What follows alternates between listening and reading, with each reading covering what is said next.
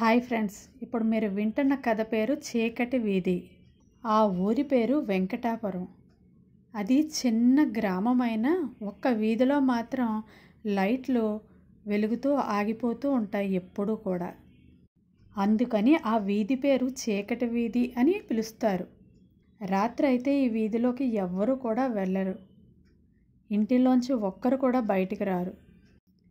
ఒకప్పుడు అక్కడ సీతమ్మ అనే ఒక ముసలి అవ్వ ఉండేది. ఆమెకు ఎవ్వరూ కూడా లేరు. అందుకని ఆమె ఒంటరిగా ఉండేది. కానీ మానసికంగా కూడా స్థిరంగా ఉండేది కాదు.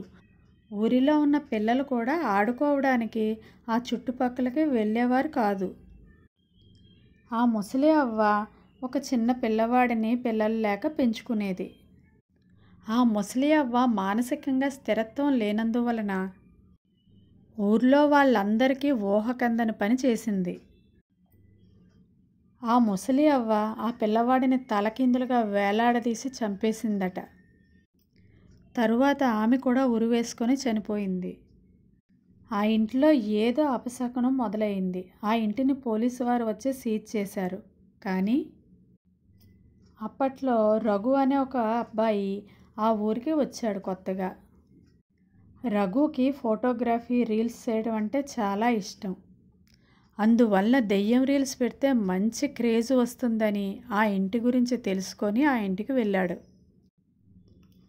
రఘు కరెక్ట్గా అర్ధరాత్రి 12 అయ్యాక ఆ ఇంటికి వెళ్ళి షూట్ చేయడం మొదలుపెట్టాడు.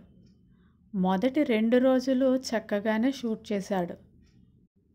3వ రోజు కూడా షూట్ చేయడానికి యథాలాపంగా వెళ్ళాడు. కానీ ఆ వీడియోలో ఒక చిన్న మెరుపు కనిపించింది. రఘు భయంతో వెనక్కి తిరిగాడు. ఒక బలమైన శబ్దం వినిపించింది. కెమెరా డౌన్ అయింది. అతని మొబైల్లో చివరిగా రికార్డ్ అయింది ఏంటంటే, "నువ్వు నన్ను చూసావు, రా నా లోకంలోకి." ఇక అంతే.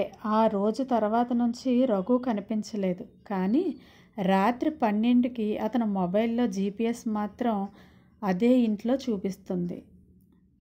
ఈ స్టోరీ కూడా ఒక మిస్టరీగానే మిగిలిపోయింది.